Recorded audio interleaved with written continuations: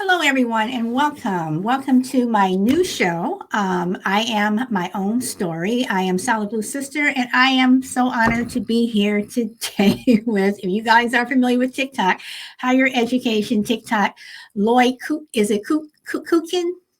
It's Kirkendall. That's how it's I, pronounced. Kirkendall. I am so People that sorry. are most people from Houston can pronounce it right away because they know that there's a street named Kirkendall, and it's Oh, okay. the same way.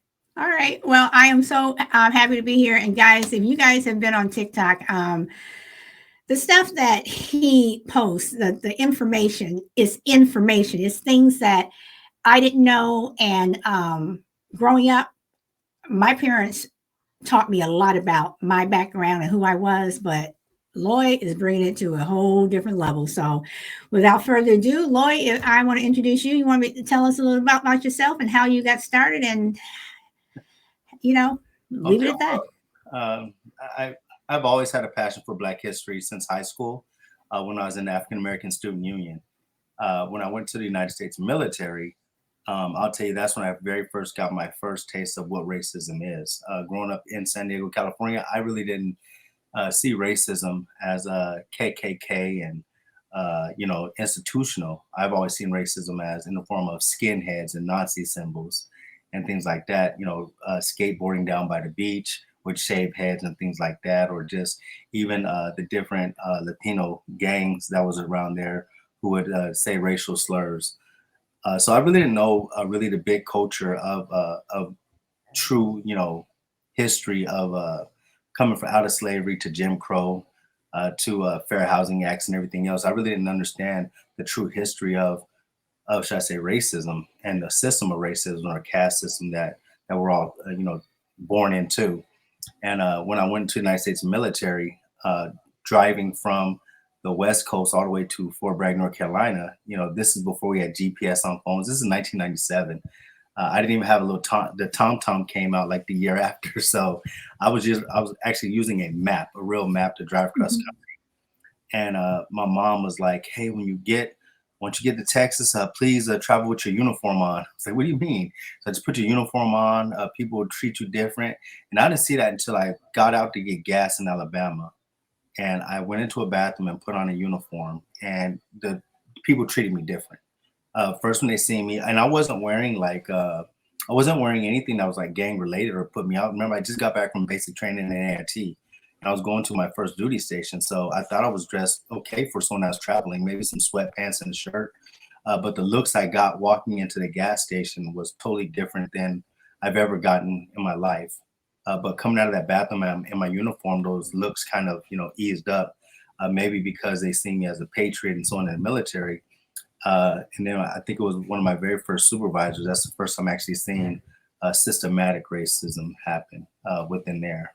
Personal mixed with systematic, making sure that people got promoted before me who came in either after me or were in before me who got their rank taken away, but still able to make rank faster than me. And that was seen and actually exposed. But yeah, I did 21 years in the military. I'm now retired. I live in San Antonio, California, with my wife and only one child left here. We're a blended family.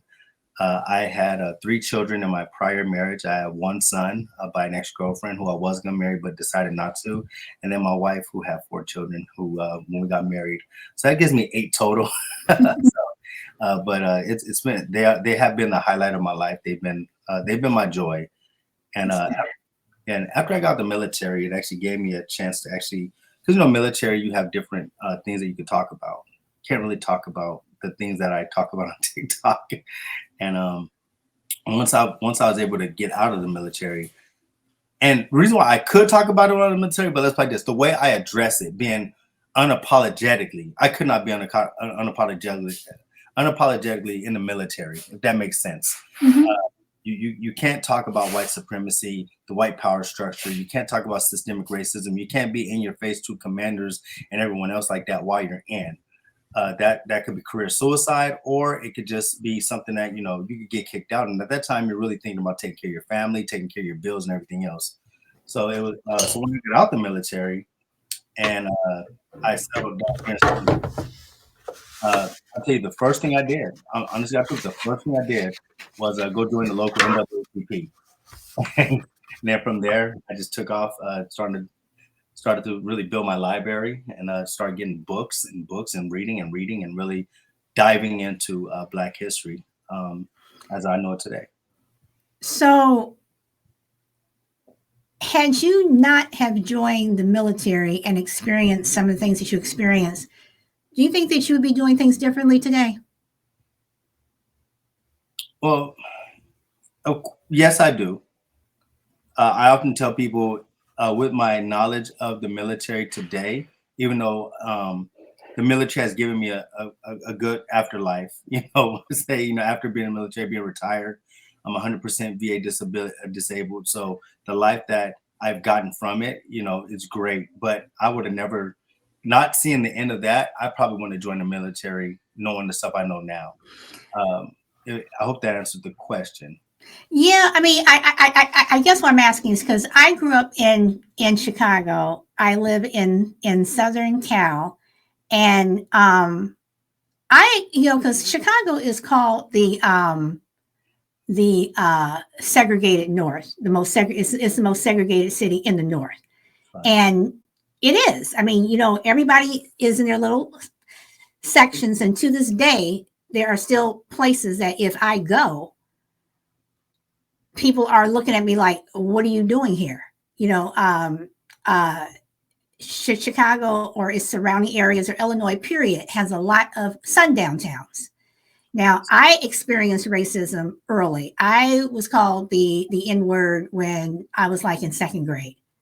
In fact, I take that back. I was in first grade because I remember the little boy who said it.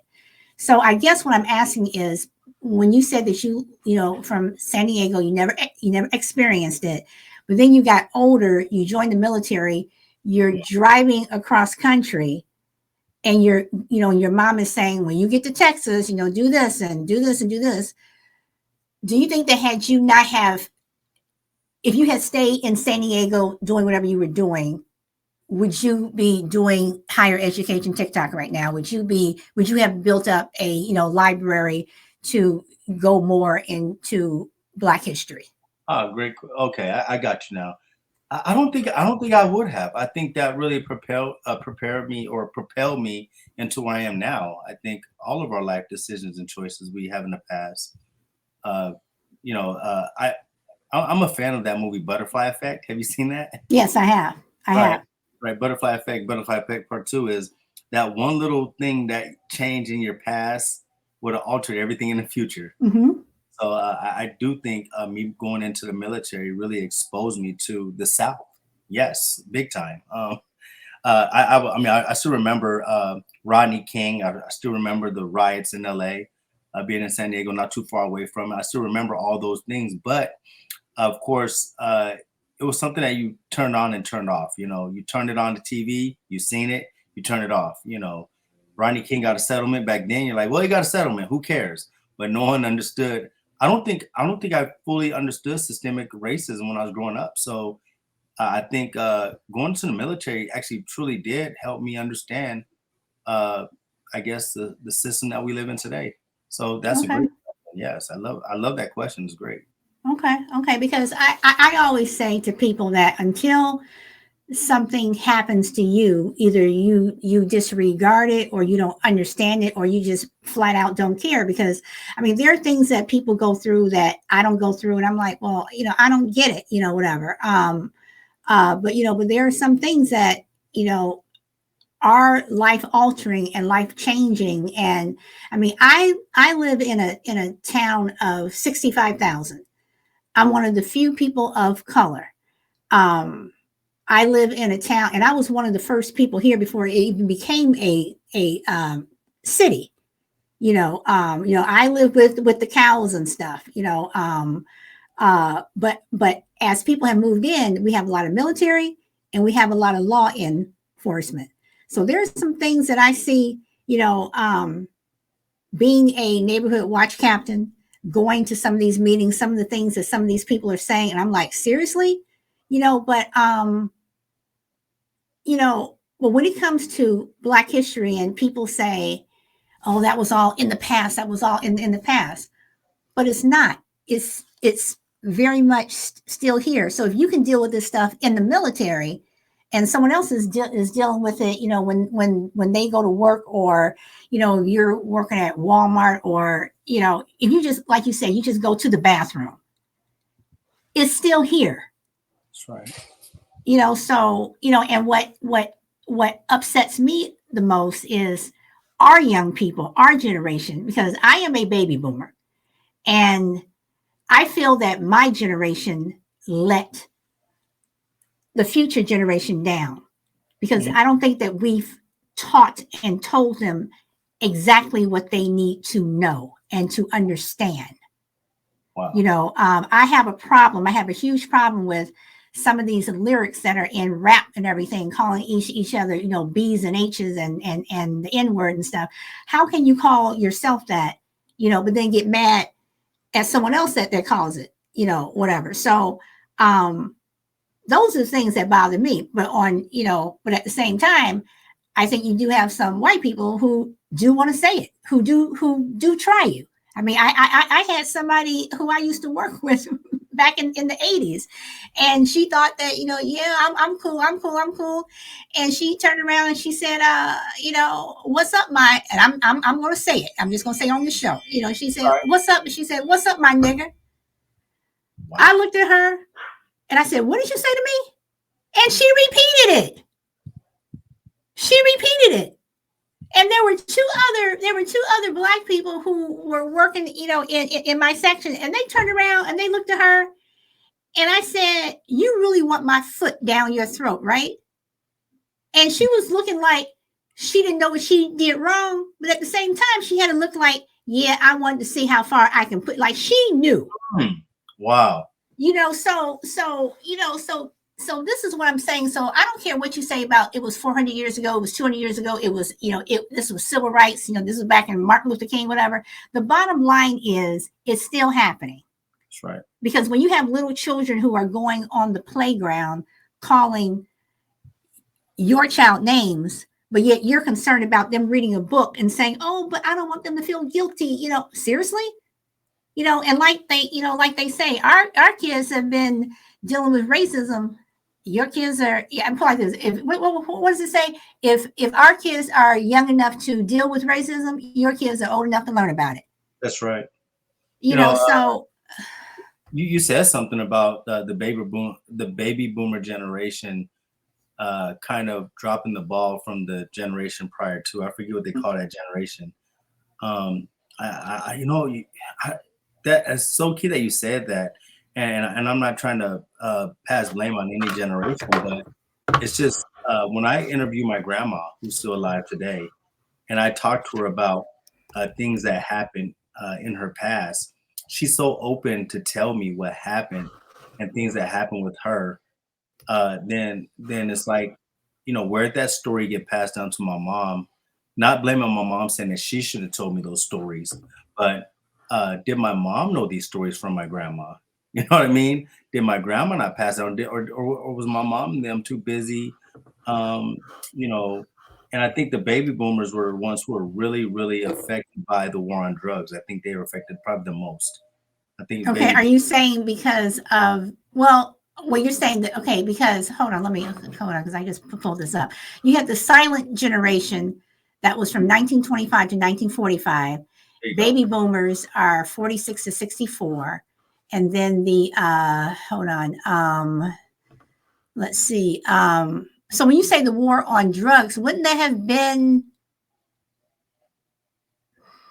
Yeah, that's it's the end of that I think is the end of them going into the baby boomers was really I think a lot of things that people need to understand is um th- I believe that we were attacked so much during that time that's probably where a lot of these stories got missed. Even though you're also looking at also the tale pretty much in the end of the fight of the civil rights movement, kind of. You know what I mean?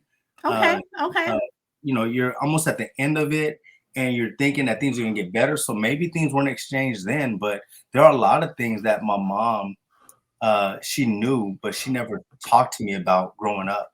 And so now okay, today, even my mom, she belongs to my book club, and my mom tells me, you taught me more than I've ever known. And so it's Wow. like, right. My mom always says, she says, you taught me more Black history than I've ever known in my life, also. And so if my mom is saying that, I'm sure her sisters and brothers probably didn't know as much. My grandma comes from a time when she lived it. So, But do you think that they didn't know as much, or I mean, to me, it's like they passed stories down, but in terms of not knowing as much, because there were times when books that we read now about our life could not be published. And then again, you also had a generation of, our parents, and their grandparents and stuff who could not read. mhm. So do you think that that has something to do with it? But also, like I said, you had people who wanted to write books, but it's not like they can go and it would be like on every shelf, whatever. The libraries, not only did they not want us in there, but they would not put our books on on the shelves. So do you think that that also has something to do with it, and we Well, just didn't have access? well, I think we had access. So I was watching an episode on Good Times. And on Good Times, if you watch, I believe it's Good Times season 1, episode 2. It's called The Black Jesus. You remember that when JJ JJ made a portrait of Black Jesus, and his little brother wanted to put it on the wall, and the mom was like, "That's not the Jesus I know." I remember that. Right. Yeah, So yeah. if you watch that show, look at all the signs and things about being Black that was in that show. JJ was going to the Pan African Art Festival. Right. I mean, then she said, yes, you can keep that picture up during Black History Week or Negro History Week. And so all those different things were thrown at us during that one show that you drop it if you don't watch it. Like, if you go back and watch it, you'd be like, hold on, did he say Pan African Art Show? Did he say the Negro History? It was a week back then when they went, but this was before they Right. lobbied to move into a month. And so I think a lot of it was, go ahead. But even for Florida, because I remember that show, because even for Florida to not want JJ to put a Black Jesus up on the wall, even shows how much we've been brainwashed to think that Jesus was white when Jesus wasn't. And even in the Bible, it says, he had hair of wool, and how his skin was. And when you look at it, we all come from the continent of Africa. Africa was the first continent. So whether people want to realize it or not, y'all, I always say that when you look back at your ancestry, unless you're European, but even then you're gonna trip over one of us. Yeah. you know. Well, So John Henry Clark even says it, and he talks about the first time the colonizers came, they tried to break you physically. And he said the second time they came, they wanted to do it mentally. And so, mhm, and the way they did it mentally was by changing your worship, changing the color of the person you worship, giving the deity a name, and giving them also a physical feature that actually looked more like them. So, mhm. so when you go to praise this person or pray to this person, you're praying to a person and praising a person that looks more like the person who's colonizing. And so and so for a long time, and when Florence had said it, this has been the Jesus that's been on my wall since I was a little girl. And when we all look back, I think in a lot of our families, that's the same Jesus that we've always seen in our churches. We never had Jesus on our wall, and a friend of mine, we were talking about this a couple of weeks ago. We were saying how we never had dolls growing up. I did not get, even though I was too old by the time I was 9, I did not get my first doll that my mother actually bought me until I was 9, because she would not buy me a white doll. And that's the only thing that was there, and then, I mean, just like Barbie, I mean, you have a black Barbie now, but black Barbies are not that old, Right. and my mother would not get us the Barbie thing, whatever. But then again, I was more into the trains and the race cars and stuff like that. But I did not get my first, and I still have that doll. And I mean it until I was 9. And any white doll that I did have, it was always a gift from someone else. And my mother always, it's like, I got it, I saw it, we turned around, wrapped it up, and she gave it away to someone else. My aunt used to go to Jamaica a lot, so she would come back with the little Jamaican dolls and stuff, and we would have that. But when I was telling my girlfriend that, she says I was the same way. My mother never bought me because there were no black dolls, and our parents wanted us to play with something that looked like us. And I remember when Diane Carroll, when Julia came on TV, everybody was happy. Oh my God, we have this black nurse who's like the lead character. Right, yeah. And that's in reruns now, and I watch it sometimes, but you look at this, and I guess some people don't understand, where we're coming from, but you need to see people who look like you.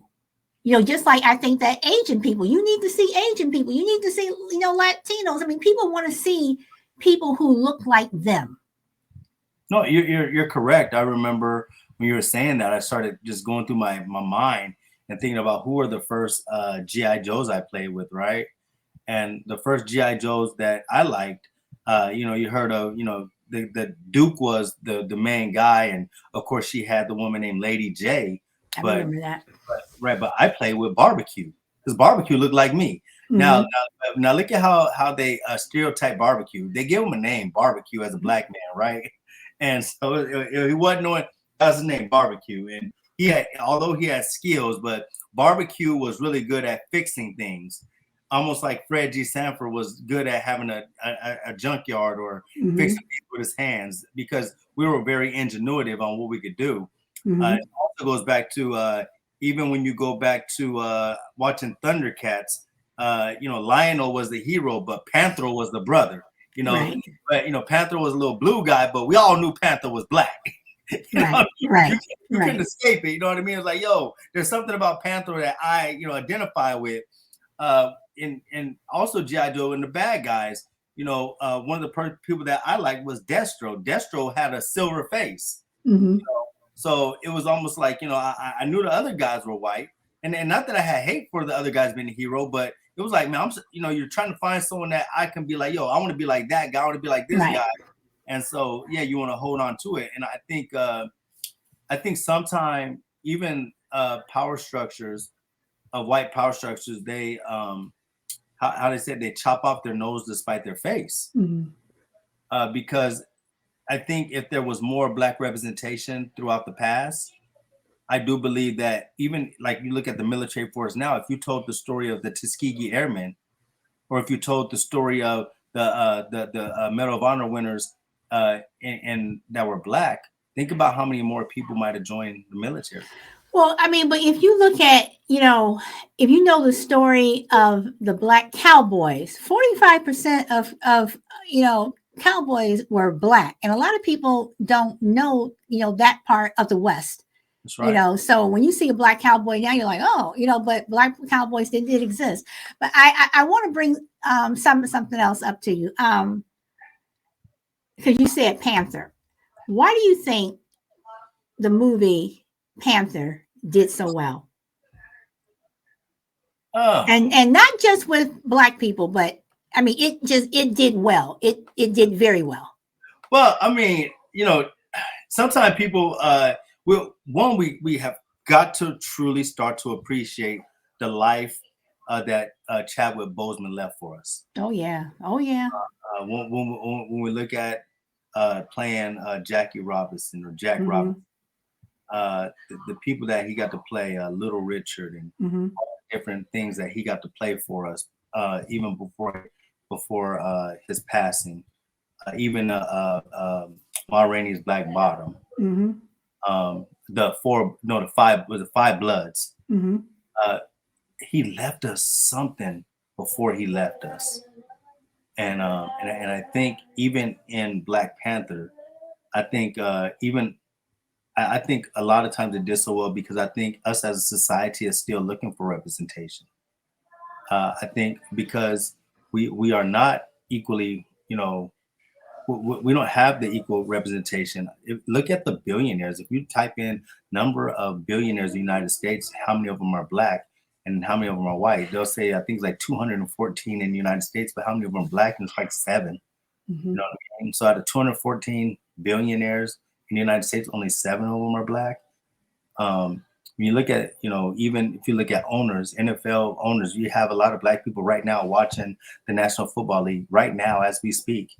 But there's almost zero ownership. They just got some minority owners in the Broncos this year because they sold. But black ownership is not there in the majority. And so I think it did so well because we're still looking for, I think we are still looking for, um, I hate to say it like this, we're still looking for that black messiah sometime. Okay. You know, But while we're talking about there's no black people here, there's no black people there, can't Latinos and Asians and Native Americans still say the same thing? Can they say, well, how come there are no Native Americans who have, own the NFL, or how come Asians aren't doing this, and how come, Latinos, how come we don't have this, and can't they argue? I'm just playing both sides here. no. I think everyone should have a piece of the pie. I don't think the story of what we call America could ever be told without the story of the indigenous or the Latino individual. It can't be told. All of our stories need to be told for it to be whole. Uh, Mm-hmm. but one thing about our story, which is significantly different, and there's a book I have. It's actually called White House Black Hands. And I think, I read that book. right. And if you look at through that book, and no one else can actually say that we built almost every structure that's here. That's true. That's true. That's Now, true. I am not negating that all this is on indigenous land. I will not take that away from them. This is it was their land and our strength. Well, I will say this. I do believe that if Native Americans were able to maintain their land and keep it, we would be living in an entirely different world. Yes, we would.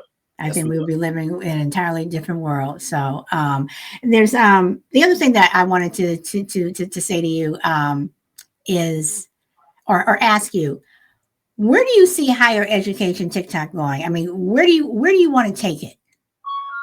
Wow, it's a good question.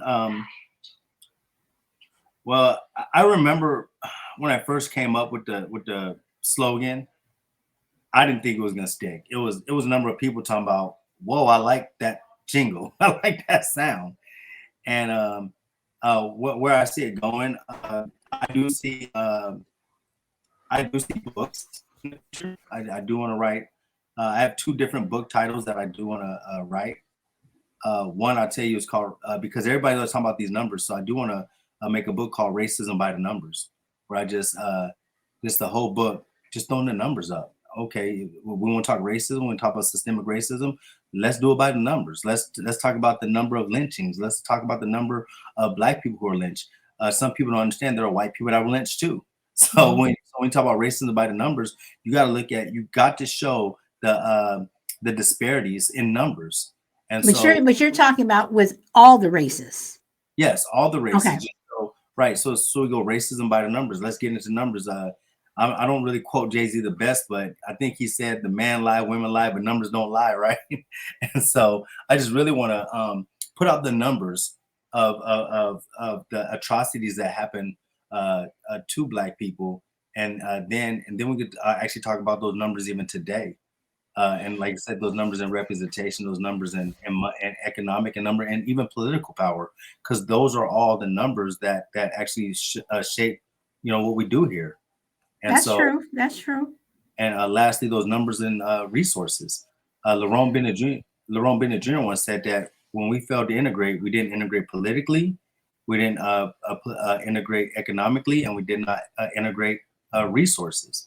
So without those 3 things, which we still have not integrated into, which we don't have the fair representation in any of those avenues, then integrations never really happen. Well, I have to disagree with when people say numbers don't lie, because I think numbers do lie. Because when people want to throw out and say, "Oh, well, 20% of this or 30% of this, whatever," I always question, where are those numbers coming from, and how are you arriving at those numbers? And I always use the example of, if you go into a blue area Mhm. and you go into that polling place and you ask 10 people who you voted for. And again, it's a blue area, but of course, red people are going in there too. More than likely, 8 out of 10 people are going to say they voted for the blue person. You go Yes. into the red area and do the same thing, ask same question. More than likely, 8 out of 10 people are going to say they voted for the red person. So those numbers are always skewed. But if you go into an area that is equally the same and you ask the same question, you come out to me. You'll come out with a more accurate number. So when people say that, the majority of black people do this, the majority of white people do this, or Asians do this, or this amount of people like milk, and this other amount of people like juice, whatever. Where are you getting those numbers from? Who are you asking? And so that's why I have a problem with numbers, especially when it comes to things like crime and stuff like that. It's like, because we already know that if you're doing a certain thing to a certain group of people more and not the other, then of course the percentages are going to go up. Well, that's why when I actually talk about racism by the numbers, I'm talking about specific numbers that you can actually quantify throughout um, all levels of society. What you said is correct, but that's the reason why when you look at voting, they do polling numbers. They do polling. Hey, this person's pulling this and this person's pulling that. But those are like in the political realm, and what they do, polling. And those numbers have just come to find out, because all they're really looking for is who's going to wrap up electoral votes. So polling is important for that, because it has nothing to do. We've seen even with the voting in Donald Trump, it has nothing to do with the popular vote. It has everything to do with electoral votes. Right. And that's the reason why you got places like Alabama and Mississippi who have drawn lines throughout their districts to make sure that that the numbers don't represent the main number of people. They'll say, "Oh yeah, these people voted is overwhelmingly this," but and that's why I'm saying that numbers lie. Numbers do lie, because if you're purposely, drawing a map so you're going to alienate a certain group of people or make sure this and this and this, then of course the numbers go, oh yeah, well no, you didn't, because you cheated, right. Or That's why we got to be smart going inside the numbers. I mean, right. So and that's why I say when I talk about racism by the numbers, it's not going to be anything that you could just pull out and be like, hey, you took and skewed those numbers. Because I'm not going to skew the numbers, because I look at a lot of things different from a lot of people in certain areas when we come to numbers, because I think when we say certain things, you can't use it for your advantage in both ways. And here's my example. Some people and me, we can argue all day long. And it's a great argument, because it shows that Black people are disproportionately killed by the police.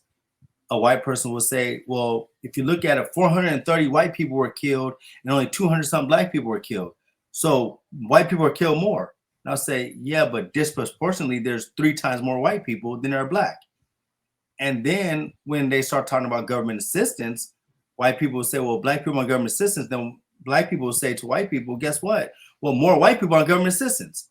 But what we also need to understand is there's 3 times more white people. So of course there's going to be more white people on government assistance. Right, but when you say that, they think that that's not true. They think that most Black people are, and that's not the case. Well, but now my question is, now the numbers actually got to be proved by population. So is Black people disproportionately on food stamps? In other words, like when you do the numbers, what's the percentage of if we're only 13%, how many of our percent is on food stamps or government assistance? And then if white people are making up a certain percent, how much percent are they on it? Now, if their percentage is a lot higher, then you can use that argument all you want. But if you look at like I said, yeah, it's gonna be higher, just like there's more white people killed, but there's more white people, period. You know what I mean? And I'm not trying to back up their I'm not backing them up when they say it, because hey, no, I understand. I'm just saying we can't use the same argument, because then it hurts us inadvertently. So we have to be smart when we go with the numbers, and we have to look it up and say, okay, how many white people are there in the United States? How many on government assistance? Before you sit there and just say, hey, more white people are on, because it's true. Because then they say, well, more white people are killed by the police, because that's true. But disproportionately, if we're on government assistance disproportionately more than white, then what we got to start showing is, why are we disproportionately on government assistance? Because of systemic reasons and issues. We spend too much time studying the south side of Chicago, not the north. You know what I mean? No, you're right. You're right. When they do a study, they say, oh, let's study the south side of Chicago. Let's see what's going on. I was like, well, let's study the north side of Chicago. And when you study the north side of Chicago, and then we say, okay, well, do you see why north side Chicago is stable? Well, give us those resources. Give us the gyms. Give us all the things without you trying to hike up our market rate or our taxes so you can basically push all our people out. But hey, give us all the same resources, and let's see pound for pound if our community can stand stand time. That makes a lot of sense, and that's why I question numbers. That's why I always question numbers. My last question for you, because I'm just truly enjoying talking to you right now. The next time I see your video, I'll say I know him. But anyway, have you thought about doing your own show? Everyone keeps on asking me to. I haven't. I wouldn't know where to start. I wouldn't know where to start to get me a nice set of headphones like yourself, a nice mic like you have. I wouldn't know what time to come on. This is my second mic. Believe me, when I first started podcasting, that first mic, which is sitting over there somewhere, I'm like, okay, I can't use that anymore. But and you don't even need mics and stuff. I put all this up, whatever, because I wanted to take it to the next level, whatever. But when I first started, and you look at some of my older videos, I started on Zoom where I was fading into the thing, and then I moved and went to another room, and this was going on. I was like, but I was serious about it. But I will say that I'm having fun. I am having fun, and I am on this other platform, not trying to give them any props or anything, but I am on Podbean, and the reason why I went on there is because you can actually invite people up on the panel and you're talking with them. I didn't want something where I was talking at people, how you have some podcasts where they're just the only ones talking. I wanted to engage with people. And my shows, I talk about a lot of different things. I did one show, and Thursdays are always what I call my fun shows. I did a show, Over or Under, about toilet paper. That was a 2-hour show. Do you hang it under or over? Well, I am an over person. Okay, that's the only way you over. But it was just so funny because because I go back and I listen. I always listen to my shows right after I post them. Whatever. But sometimes I go back and I'll listen to them. But for that show, I went back and listened to it, and just the things that people are serious about their toilet paper. Honestly, God, true. I can honestly tell you, I'm not that serious. I literally grab it and throw it on the little rolly thing and push it in and just get ready. Can I tell you that I'm also this person, which is really wrong. I am totally overstepping my bounds. But if I were to go over your house and ask to use your restroom, and you said yeah, blah blah blah, and I saw that it was under, I would change it. Oh, you. And I know that's like, dang, that's none of your business going there changing my toilet paper, whatever. But yeah. Wow, I just never. Now you're gonna have me go to all my bathrooms to look at if I'm over. I don't know. I never, like I said, it's something that's never. I'm gonna ask my wife when I get off here. I'm like, baby, are we over or under? I'm hanging our toilet paper. So. But podcasting isn't. Basically, you would be doing what we're doing now. It all depends upon how long you want your show to go. But you have a really, just the content that you put out on TikTok. I am blown away. I really, really am. And if you had your own show, I would definitely listen. I would definitely listen.